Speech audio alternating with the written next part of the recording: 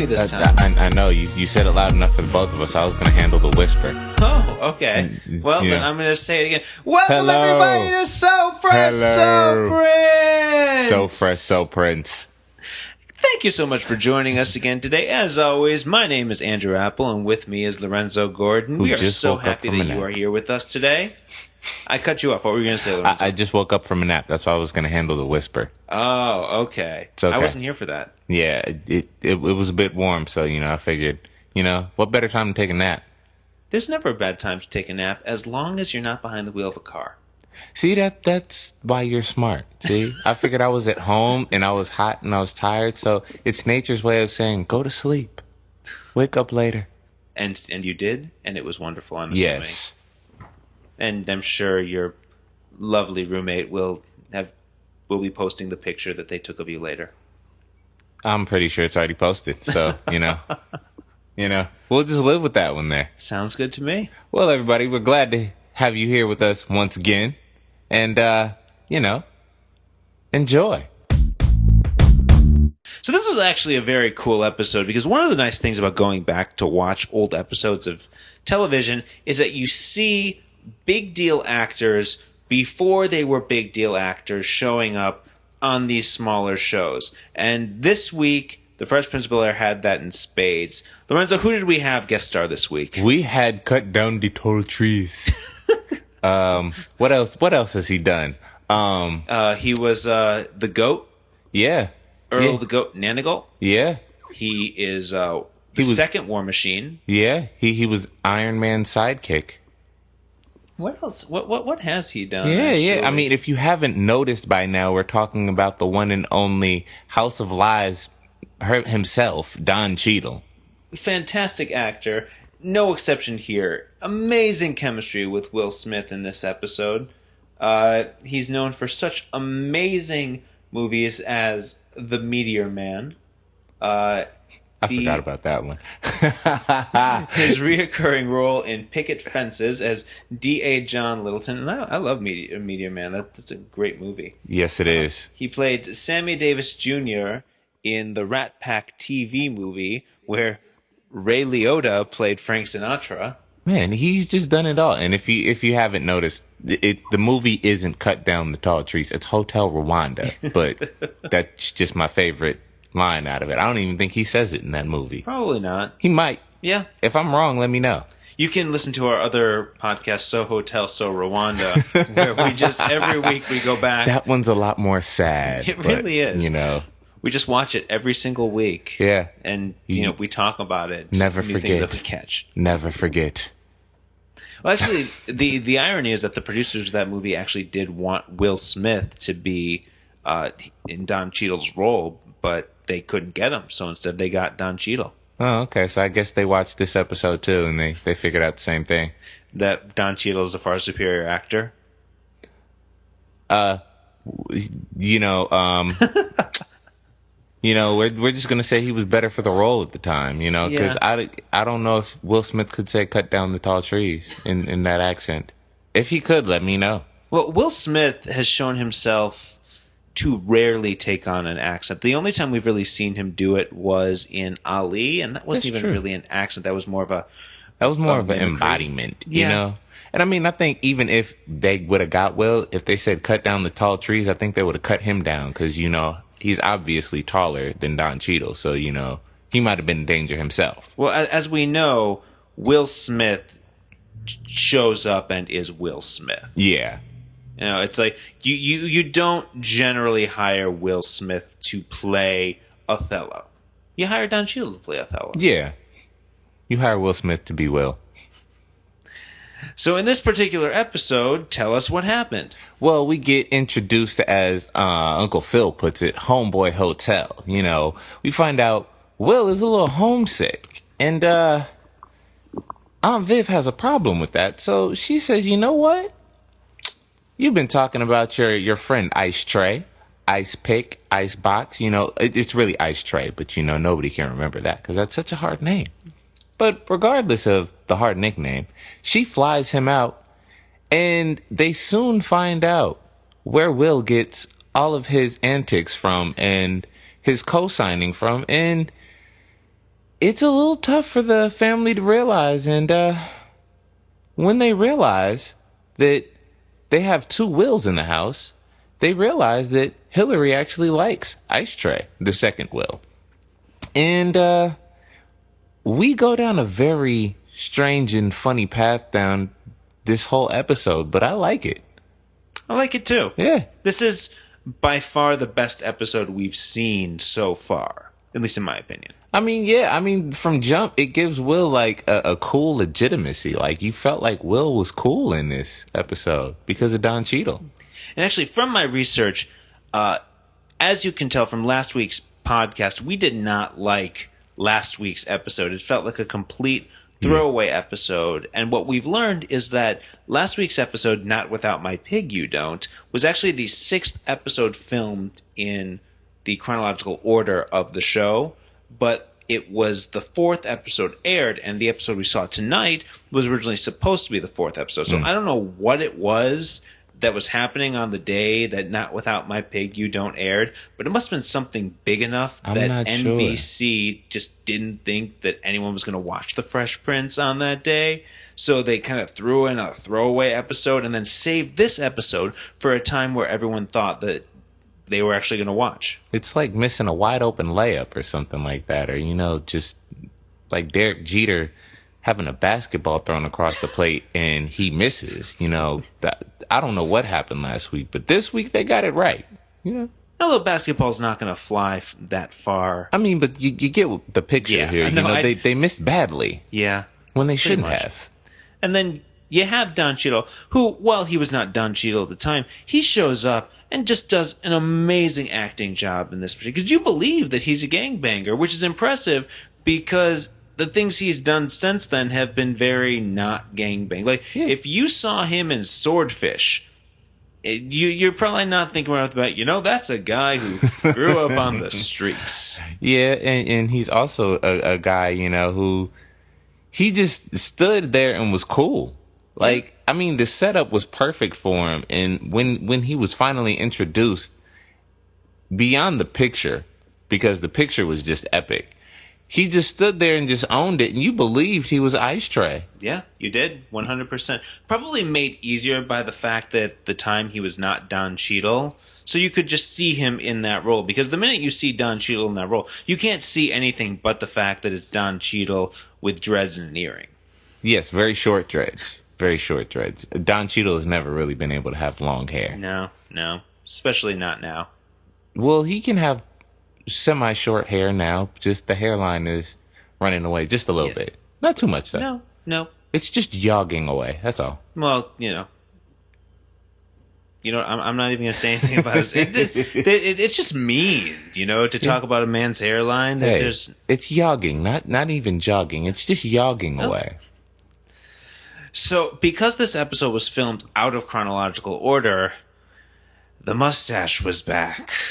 I tried to tune it out. I just assumed that the goatee was there.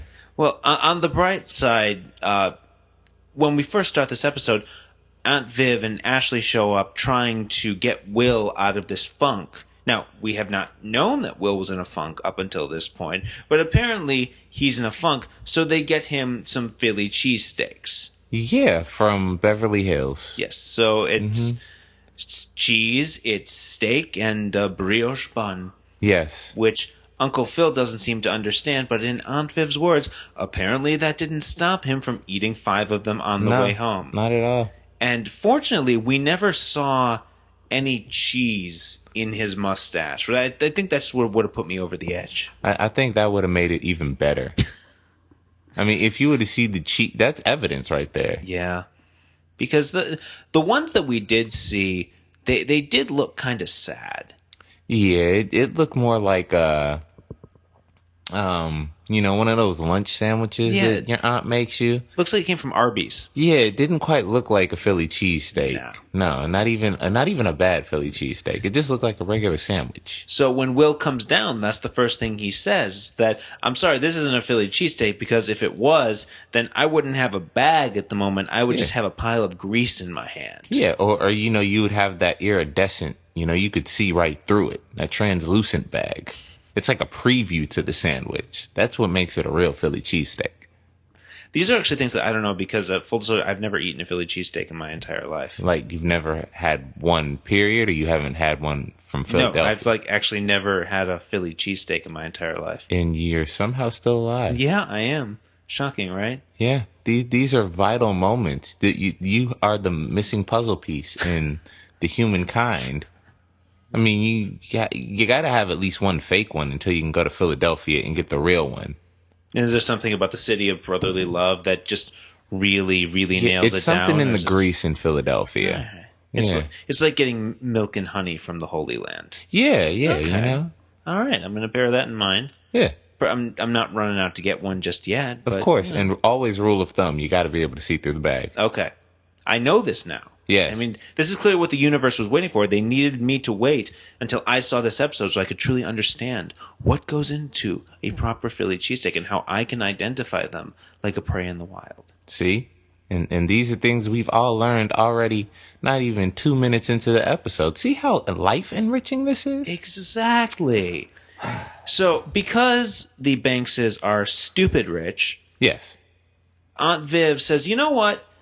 Why don't we bring a friend of yours to come visit you? If you're missing Philadelphia, why don't we bring Philadelphia to you? So Will says, that would be great. Of course. Let's bring in my friend Ice Tray. Yep. Now, I'm assuming his name is actually Trey. That's kind of what, we all kind of assumed. Except for Uncle Phil, who assumes his name is Ice Pick, Icebox. Ashtray. Yeah, all of the above. Anything that you can say wrong about this, that's pretty much how Uncle Phil thinks of Ice Tray. Yep. So they say, yeah, no problem. We are going to fly in Ice Tray. And suddenly, Will's spirits are lifted, the angels can sing, and everyone's happy. And we cut to the credits. After which point, Ashley starts to reveal her split personality, shall we say? Yeah. Or the preview of the new Ashley. Yes, because she speaks in her homeboy voice. Yes, her homeboy language that she is learning from Will under Uncle Phil's household. And we learn this because after she says her Willism, then she has to say her Philism, so that both of them can understand what she's saying. Exactly. So it would be stupid good if Ice Tray shows up is then translated as Peachy Keen. Yes. No one said Peachy Keen in the 90s. No. But apparently somebody wrote Peachy Keen. I don't think anybody said it, but somebody wrote it, so they had to say it. Tatiana Ali was not improvising at this point. She was just saying the lines that were given to her. No. I mean, I don't think at that age you can't really tell somebody that people don't say that because she says it's written in the script, so somebody has to say it. Now, speaking of the script, they set something up today that seems like a throwaway joke, but actually turned out to be a very pivotal point in the series because Hillary goes to Uncle Phil and says, I need money for new books because I'm changing my major to communications. Yeah. Which she ends up going on to have a career as a journalist because this one throwaway joke that she's saying she wants to change her career to communications because she's so good at communicating. Yeah, and here I thought she was just going to get another Giorgio Armani bracelet. I mean, it goes to what our friend Giovanni Samuels, who has guested on this show, has called Hillary's Chanel bubble. It just shows that Hillary has had a taste of that good life and just refuses to live anywhere besides that. Well, I don't think she understands that there's a whole world outside of that at this point. Not quite yet. And this is actually what we find set up in the episode because Ice Tray ends up representing that new world. Mm-hmm. Because when Ice Tray arrives and goes through and meets everybody, which, mind you, Ashley was clearly very interested in meeting him because she clearly took her crayons and made a sign that said, welcome Ice Tray, which I'm assuming it was her because I'm guessing it probably wasn't Will who drew the nice roses all over the poster. Yeah, it might have been his best friend, but that would have been a little creepy if Will would have done that. Just a touch. So Ice Tray comes in. He meets Uncle Phil. Mm-hmm. He meets Aunt Viv. He meets Carlton, who apparently is just tan and not actually a black person. No, he's just adopted and just sat by the pool too long, you know. And actually, Will's line was probably one of the best that he's had so far in reference to Carlton. You remember how you always said that Donald Duck probably has a brother? Yeah. Meet my cousin Carlton. Yeah.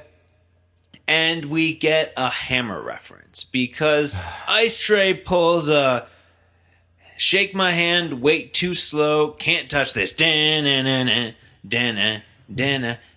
What are the social implications of Will Smith singing "You Can't Touch This"? Because I feel like there's some sort of code that goes against it. I mean, it might have been one of those subliminal messages like, hey, I'm getting a check now. I can pay you guys back. My show didn't fail quite yet. Can't touch me. I don't know if he knew that at that point, realistically, because, you know, for the first 13 episodes of any show, you never really know where it's going to go. And the show wasn't a runaway hit right off the bat. No. It got a full second season. But, I mean, Will definitely did feel a lot more comfortable in this episode. Clearly. You know, he had somebody to bounce the jokes off of with Don Cheadle. And that was actually really nice to see because Don Cheadle made Will Smith a better actor in this episode. He was a consummate professional, and they had a great riffing going back and forth. They actually just basically took an entire scene and gave Will Smith and Don Cheadle the chance to make your mama jokes. Yeah, and as they sat incredibly too close on the couch, you know. But that's just camera work. You know, I fully understand. You know, but when's the last time you sat with your best friend shoulder to shoulder on a full-length couch in the middle? Well, they can't see us, but Lorenzo and I are actually sitting that close right now. I didn't say when was the first time. I said when was the last time. We're not trying to be factual. Look, I was trying to make a point here. Point not made. But I get where you're going with it. I enjoy the shoulder rub. So the chemistry is clearly there, and we go back to something that had been set up in the pilot in this conversation, because Ice Tray is commenting on how stupid rich everyone in that house is, and then finds a copy of Crime and Punishment, which Will says belongs to Carlton. Tray opens it up. Nope. It says from the desk of Master William Smith. Or Willard Smith. He's actually William in the show. Okay, William Smith. Yes. No. Have something in my throat. Don't worry about it. So he's like, oh, man, yeah, they're just trying to make us read that in school. So Trey opens it up, and he said, really? Because you got notes in here. Yeah. And I think that's when we learn that Will is actually a nerd. Yeah. Like, that's where they kind of give Will a little bit more redeeming quality, especially from the pilot episode where he was playing the piano, and we're dabbling in it, but we don't want to take Will's cool away just yet. We just want to dabble into the fact that he's a little nerdy. Yep. He likes to read. He's clearly very eloquent when he chooses to be. Yeah. But we're starting to understand why Will's mom, Vi, went to Vivian and said, look, this needs to happen. My son needs to get out of this world. Yeah. And the coolest part for me, really, in that scene was the fact that after he joked about him, you know, losing a little bit of his street cred, he just let it go, because we go on to find out later that Will was a nerd the whole time when he was in Philadelphia, and Ice Tray was the one who kind of made him cool and made sure he was taken care of. I would even go so far as to say that Trey didn't even let it go. He encouraged Will, saying, you actually do have the ability to make something of yourself. Yeah. And you should continue to read and continue to work hard, because you have this amazing opportunity. And that's when he got the opportunity to meet Hillary. Right after that good... You see what happens when you encourage your friends? Mm-hmm. Good things happen to you. Immediately. Yep. Will walks out of the room, says, I'm going to go get us another Philly cheesesteak. Trey and Hillary find themselves in the room alone. He says hi, she says hi, and like you do, they just start making out. Yeah, because that's really how it happens in real life. Oh, 100%. You know, don't let anybody tell you otherwise.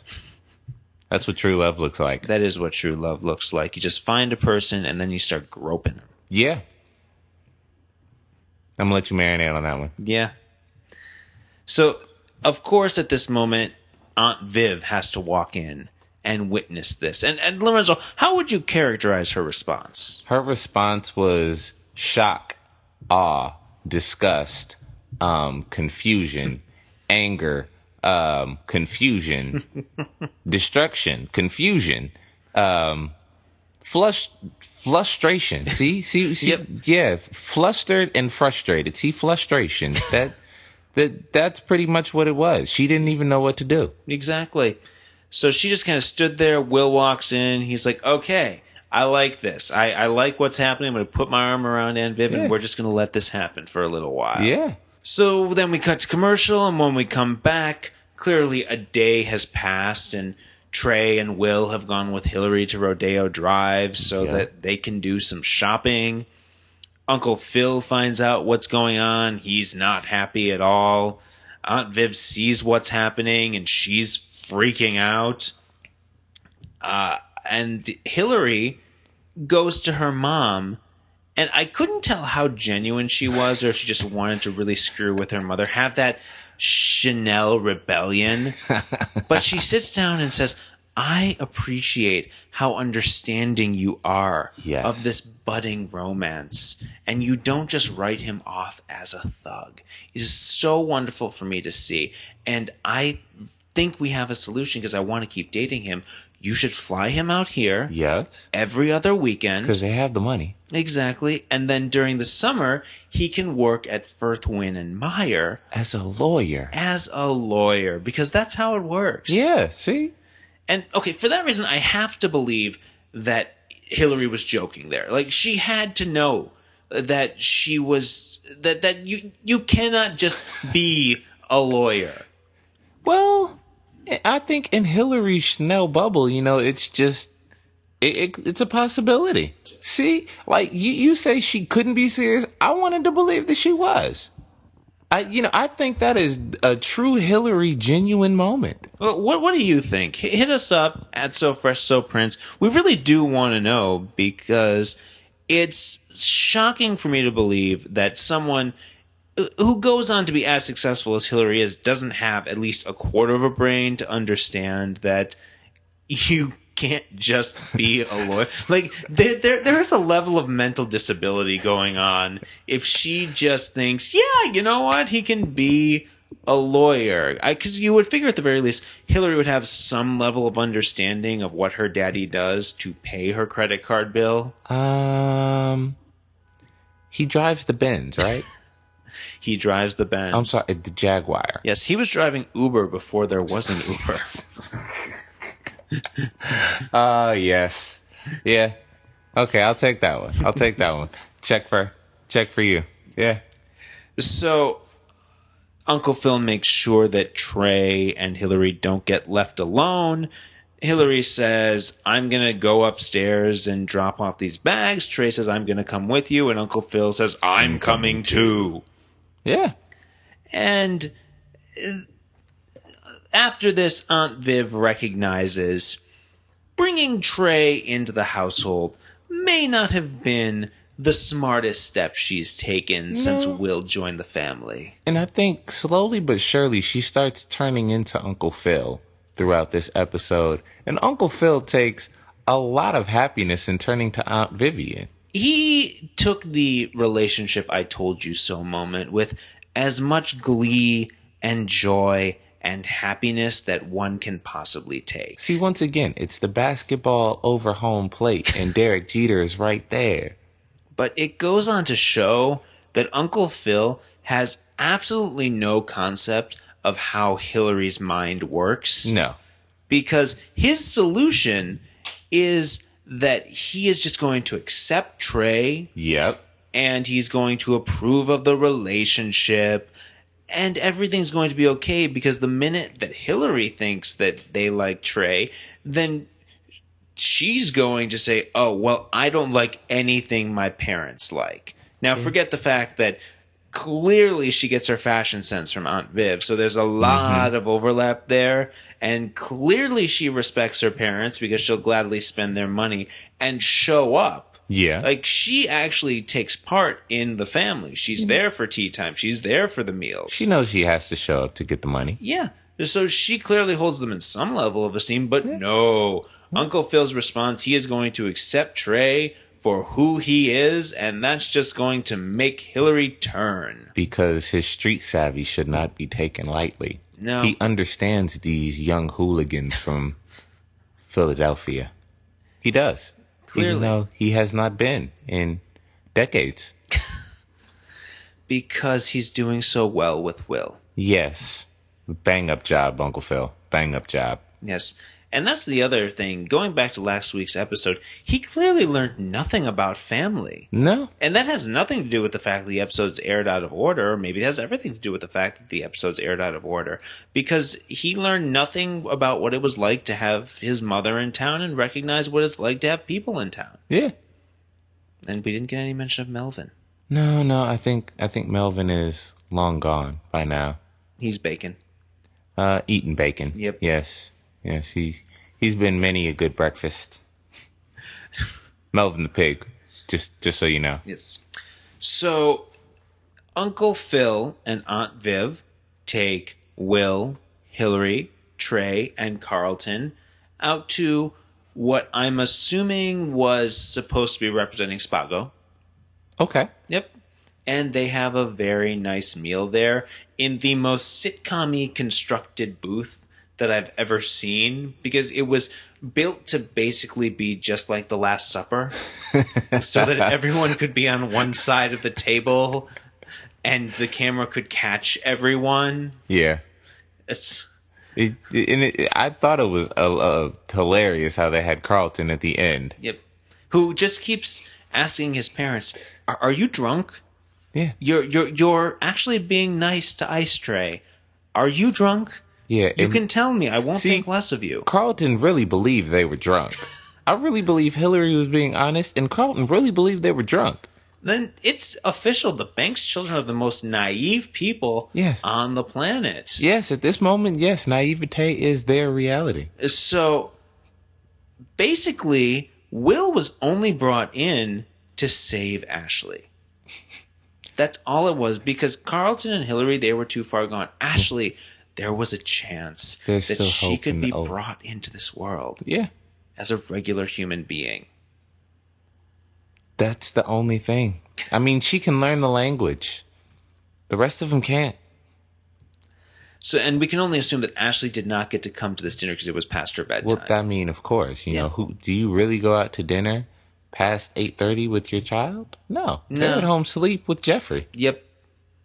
So Uncle Phil decides he's going to take this as far as he possibly can. And he makes the most loving toast that anyone could possibly make to another human being, saying that he hopes that Trey and Hillary have a wonderful time moving back to Philadelphia, where Hillary will cook and clean and be a mother to 5 little ice cubes. Okay, I'm going to stop you right there. First of all, the Ice Cube reference, that was wonderful. I appreciate it. I do. But the fact that Hillary would cook and clean? Yep. Yeah, no. No. Clearly never going to happen. And he was trying to be a manipulative father, pointing out, so, Hillary, you realize that if you go into this relationship, Jeffrey doesn't come with you? Yeah. I love you, but I'm keeping Jeffrey, and I'm not paying Jeffrey's salary just because you want to go off and marry someone who's spending most of his time selling Korean knockoff Gucci bags on the corner. Yes, pretty much. I mean, that's his career path, and I don't think she's quite at that point of understanding. Well, she doesn't even bat an eye about it. And I think that's the best thing about the scene. It's like when your parents start to say, "I'm taking this away from you." Okay. Take it away. Now what? Now I don't have it. It's yours. It's just a great child moment. which Hillary goes in and, clearly taking her cue from Trey, says, "Do you really accept us?" "Of course we do, honey." "Great, because we just got married." And that's when Aunt Viv goes full Uncle Phil. They flip. Yes. Completely. Aunt Viv says, "Hillary, you just ruined your life." Yeah. And all Hillary does is laugh. And let's not forget, order me 2 steaks while we go dance. No. 3 steaks. Oh, I'm sorry, 3 steaks. And a salad. He's being healthy. See? He's already making great husband choices. So obviously it was a prank, and Ice Tray and Hillary then, use this as an opportunity to show Uncle Phil and Aunt Viv just how close-minded they're being in all of this. Of course. Which sets up the lesson of the episode. After a very uncomfortable switch, if I may add. They got everything right except for those hard cuts. It was like, hey, we're at dinner. Now we're at home. And that's going to happen sometimes in a sitcom. It's just, and sometimes edits get messed up across various different platforms. Like if you go back and watch some of those sitcoms that we grew up watching, you will find that they have had to change the music because they didn't want to pay the royalty rights. Oh, yeah. Now, fortunately, in this case, Quincy Jones created the show. He was an executive producer of the show. So he was obviously going to give the rights so that people could appreciate the music the way that they did. But I've seen Married with Children on Netflix where they use a bad Muzak sound-alike of Love and Marriage. Oh. I've even seen The Beverly Hillbillies, which is in the public domain, aired on television without the Beverly Hillbillies theme and just replaced with some stock banjo music because they didn't want to pay for the music. Well, you know who they didn't pay? They didn't pay Hammer because they didn't play the song. They just had Don Cheadle and Will sing the song. Which I think technically you're allowed to use 4 notes legally before anyone's going to come after you. So all they did was say, "Can't touch this," and you can't copyright lyrics. See? And then they went, "Da-na-na-na." Can't touch that. Nope. Unless you want to go the Family Guy route where they do an entire sound alike. Just like the bad guy in Lethal Weapon 2. I've got diplomatic immunity, so Hammer, you can't sue. Can't touch me. Hammer, we're just glad that you got some of your money back. Oh, God. Hammer has tried so hard. Yeah. I hope he got paid well for the VH1 made-for-TV movie about his life. Me too. Me too. Where Romani Malco played him of 40-Year-Old Virgin fame. But all things aside, we really do hope you make your money. Yeah. Yeah. But Yeah. can't touch this. But still, we that leads to the Will and Phil moment. It's just awkward now because he's now having it with Aunt Viv. Because Aunt Viv was supposed to be the cool one. This was really the first time we saw her not with it. She didn't go with the flow. Yeah, it's like a bad decision blew up in her face as soon as she made that decision. So Will is just kind of plopped on the couch when they get home. And Aunt Viv walks in and is trying to pretend like nothing happens. Like, I think everyone really liked Ice Tray. I think dinner went very well. And this is where Will starts acting. Yeah. He's like, "Man, you got to understand, when I was walking home, I would hide my books in a pizza box, and the kids would jump me. And the only reason I started making home was because Trey started walking me home. And he would help me fight off those guys and jump fences. So maybe if he wasn't here, I might not be here right now." How would you think about that? Bravo. Because he and I were from the same place. That performance was amazing. It was. He's becoming a better actor. This is the first time we actually get to see Will Smith act. And not mouth other people's lines. Yes, he's getting like I said, he felt really comfortable and looked comfortable in this, this whole entire episode. And I think it was definitely a different moment because I think Aunt Viv was fighting with the fact that she made a bad decision from jump, and she's having to look at it the whole episode. and can't just, in true fashion, when something blows up that big, you can't admit that it went wrong. You just got to try and patch it back together. Well, that's what being a parent is, always needing to be right. Yeah. Because, like we were saying with Don Cheadle before, Janet Hubert is an excellent actress, and she really did give Will some meat to work off of that bone so that he could give that performance. And the irony is you would expect to see that as much with James Avery as you do with Janet Hubert, but because there's such a jokey relationship between Will and Uncle Phil, it's almost like it has to just be set up punchline, and you haven't really since the pilot gotten to see a great moment between them. It just came off awkward like it did in the last episode, where Phil opened up way too much. Too soon. Yeah, way too soon. No question about it.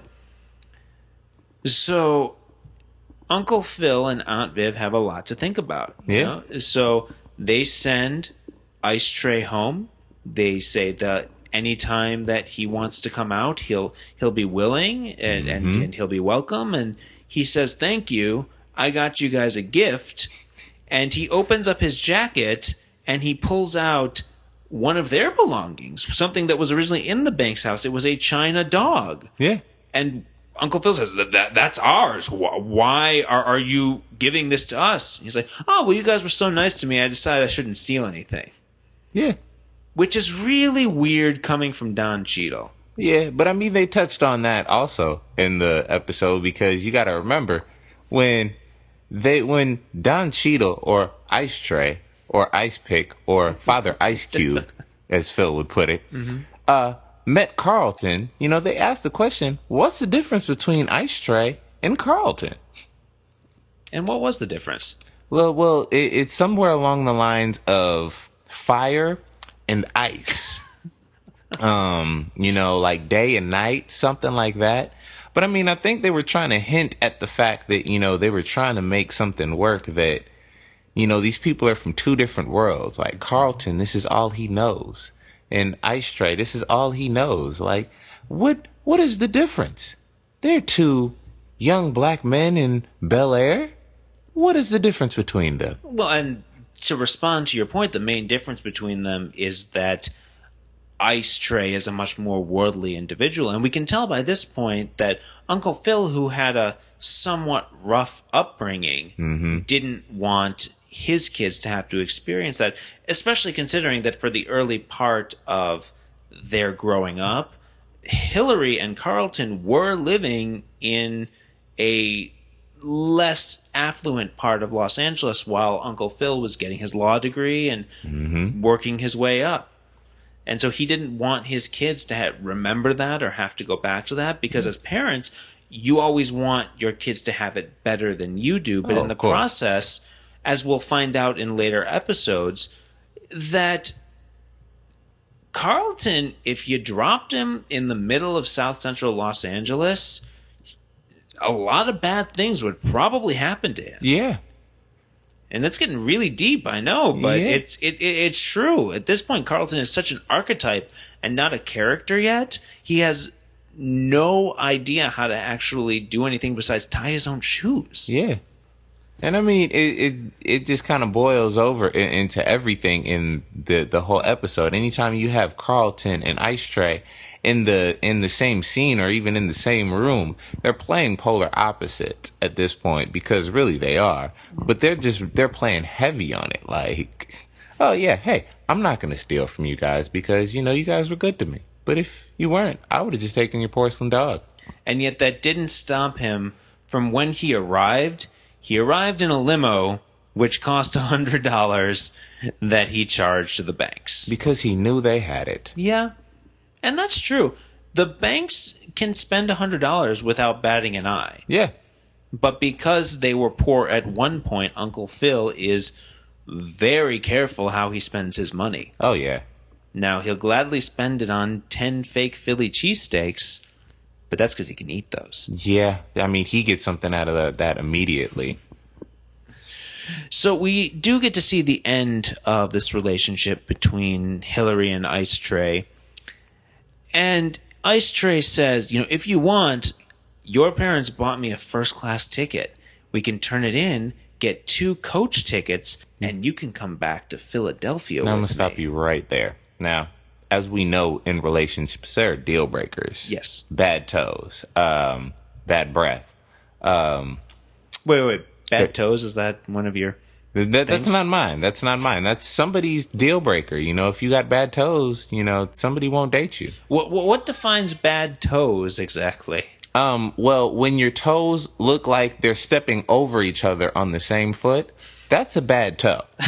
Because that's a toe that just doesn't know its place. Now, is that something that you could just fix with a pedicure? Or are we talking about an evolution toe where the second toe is longer than the first toe? Is that a bad toe in your mind?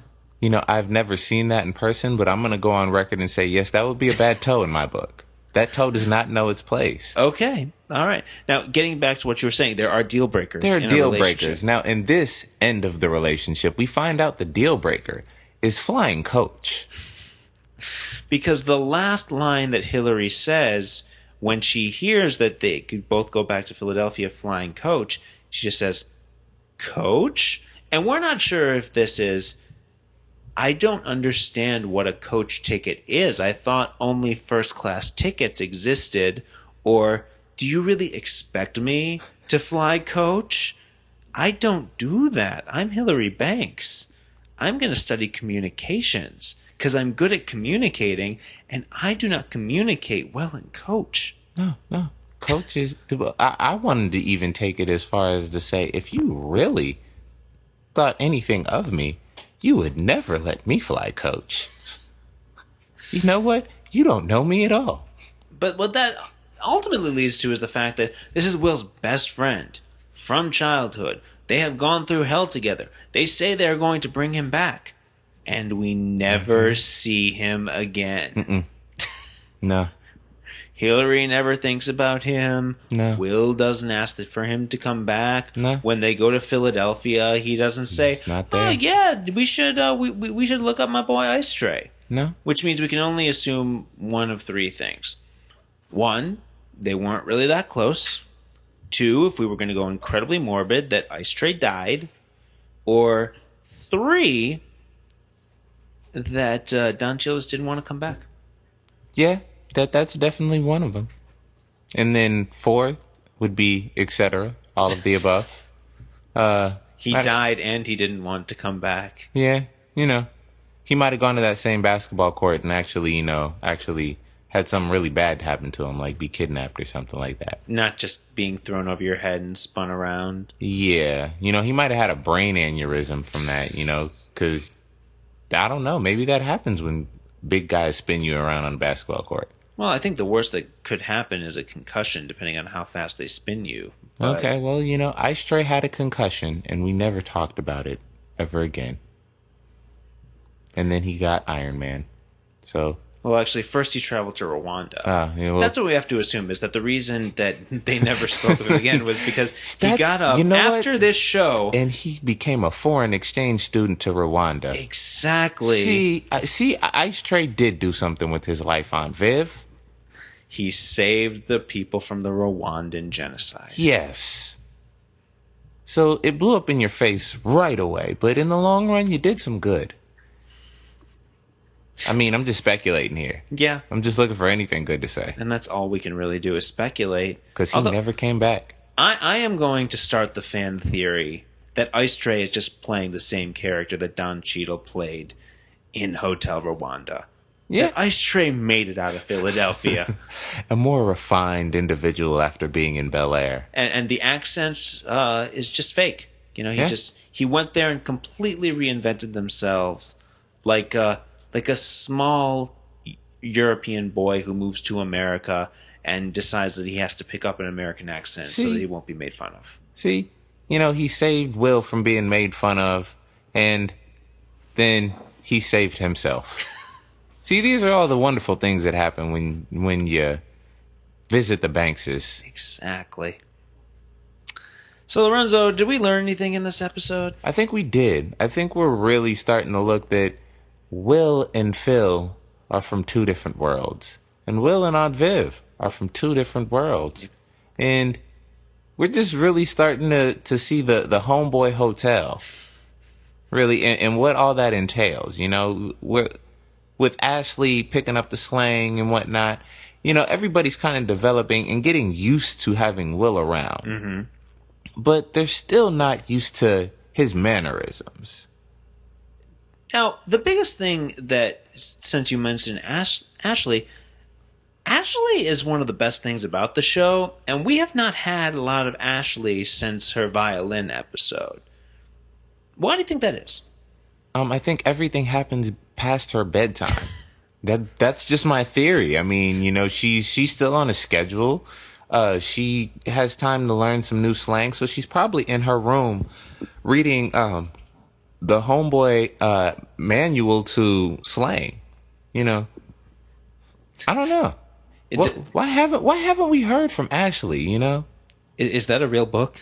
No, but E40 does have a dictionary of his own made up words, so maybe Will was like the first draft edition of that. So before there was Urban Dictionary, there was the Fresh Prince Dictionary. Yes, the Fresh Prince Dictionary. We should start that right away. I like it. Trademark it. Done. See, it's already taken care of. See what happens? Don Cheadle goes to Rwanda and becomes refined. We get a dictionary. See, these are all of the amazing things that happen because of Fresh Prince. These really are the amazing things. I'd actually like to take a moment for some amazing things. Give a few Twitter shout-outs if we can. I'd like to give a quick shout-out to our friend Mark Davies at QUPE, QUPE 75 on Twitter. Thank you for being an awesome member of the So Fresh Army. He actually tweeted us a great video from a couple of years ago on the Graham Norton Show where Will Smith, Jaden Smith, and Alfonso Ribeiro all did the Carlton. Yes, I saw stage. That. Yeah. It's a great show. We posted it up on our Twitter account. We'll put it up everywhere else. Thank you, Mark, for being an awesome member. Please be awesome like Mark. Hit us up on Twitter. Hit us up on iTunes or Stitcher. Leave us a comment. Leave us a 5-star review. Like us on SoundCloud. We are at all these places, and we appreciate it when you guys take the time to go out and do these things. And if you do, we will gladly go ahead and we will thank you publicly on the show. See? It's already happened. I mean, we got to thank whoever sent us that Straight Out of Bel Air with Carlton on it. Because that was just amazing. That was pretty amazing. That was they didn't actually send it to us. That was actually a repost from Everyday the Brand on Instagram, where we just took it and we stole it and then credited him. Well, hey, we thank you for putting that out there in the world. Absolutely. So thank you, Everyday the Brand. We hope that the brand is good every day. And if there's something we can do to give you another shout-out, hit us up on Twitter or Instagram or Facebook or anywhere, and we will gladly do that for you. Yeah, that's what we're here for. So what should be our hashtag? We've learned the lesson. What would be our hashtag for this episode? For this episode, I feel like it would be Rwandan Homeboy. Okay. All right. So be sure to tweet this episode out with the hashtag Rwandan Homeboy. You can also use So Fresh So Prince as a hashtag. You can also tag Don Cheadle in it. You can also tag DJ Jazzy Jeff. He wasn't in the episode, but tag him anyways because he's awesome. That's enough for me. Also, fun fact on Twitter, he doesn't actually say his name is DJ Jazzy Jeff. His name is Mr. Summertime. Well, when you make a classic song, I mean, I guess you can just live by it. Yeah, exactly. I mean, I don't see the Sugar Hill Gang trying too hard to get away from Apache. No, but that's a later episode. Yeah, we'll deal with that one later. But we've had a lovely stay at Homeboy Hotel. No porcelain dogs were stolen. Nobody flew coach. No Carltons were harmed in the making of this episode. No Carltons were harmed, and nobody got drunk in this episode, though there was speculation. Yes, indeed, but we would like to put that speculation to rest and make it very clear no alcohol was consumed during this episode. Philly cheesesteaks, however, were enjoyed by most. Yes. And that's all we have, everybody. I mean, just continue to hit us up. Continue to show us some love. I'd love to see your best ice tray impression, or your best ice tray outfit. That would be fun. That would be fun. It would also be hilarious. What would happen if Ice Tray and Hillary really got married? Please, somebody tell us Photoshop that.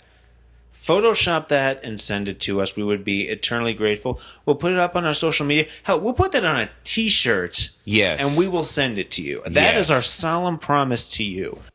If someone Photoshops Don Cheadle and Karen Parsons' faces together in an If They Made It scenario, we will put it on a T-shirt, we will wear it, and we will send you one. Yeah. I'm all for it. I've already got. I'm putting it in my computer right now. Make it happen, everyone. As members of the So Fresh Army, we thank you so much for being here. Don't be afraid to hit us up at any time at So Fresh So Prince. Thank you guys so much for listening, and make sure every single day stay so fresh, so Prince. Peace.